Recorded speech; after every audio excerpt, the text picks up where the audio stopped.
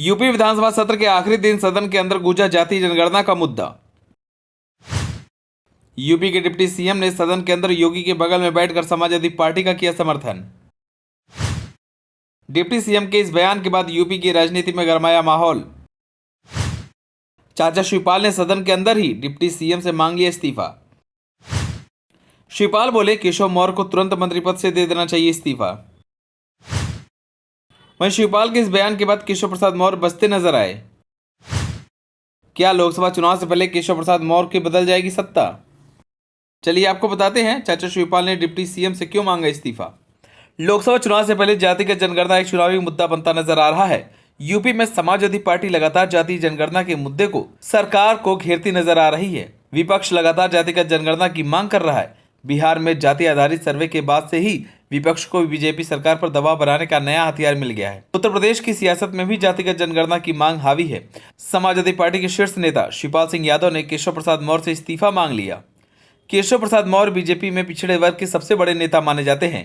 जाति जनगणना को केशव प्रसाद मौर्य केंद्र सरकार का मुद्दा बताकर टाल देते हैं। आपको बता दें कि इन दिनों यूपी में विधानसभा सत्र चल रहा है। जब से ये सत्र शुरू हुआ है पहले दिन से ही समाजवादी पार्टी की ओर से हंगामा जारी है। चाचा शिवपाल और अखिलेश यादव पहले दिन से ही बीजेपी की जमकर क्लास लगा रहे हैं। इस वक्त जाति जनगणना का मुद्दा सदन के अंदर गरमाया हुआ है। सपा के विधायकों ने जातिगत जनगणना को लेकर बीजेपी पर हमला बोल रखा है। इसी बीच इस मुद्दे ने तब और तूल पकड़ लिया जब यूपी सरकार में उप मुख्यमंत्री केशव प्रसाद मौर्य ने जाति जनगणना पर सदन में खुलकर अपना पक्ष रख दिया। केशव प्रसाद मौर्य ने कहा कि हम जाति जनगणना के खिलाफ नहीं हैं। अब इस पर सियासत गर्मा गई है। उधर सपा के महासचिव शिवपाल यादव ने केशव प्रसाद मौर्य का इस्तीफा मांग लिया। शिवपाल यादव ने कहा कि डिप्टी सीएम केशव प्रसाद मौर्य को तुरंत इस्तीफा दे देना चाहिए। केशव प्रसाद मौर्य पिछड़े और दलित की बात सुनते ही नहीं है। जाति जनगणना के मुद्दे पर कहते हैं कि यह केंद्र का मामला है। शिवपाल यादव ने कहा कि हम लोग भी मंत्री रहे हैं, हम भी तरीका निकालते थे और जब तरीका निकालते थे तो तरीका निकल भी आता था, लेकिन केशव बहाना करते हैं, इसलिए केशव प्रसाद मौर्य को तुरंत इस्तीफा दे देना चाहिए। मुख्यमंत्री योगी आदित्यनाथ को केशव प्रसाद मौर्य का तुरंत इस्तीफा स्वीकार करना चाहिए और इनकी जगह पिछड़े वर्ग के किसी दूसरे नेता को मंत्री बनाया जाना चाहिए जो पिछड़े और दलितों के लिए काम करे।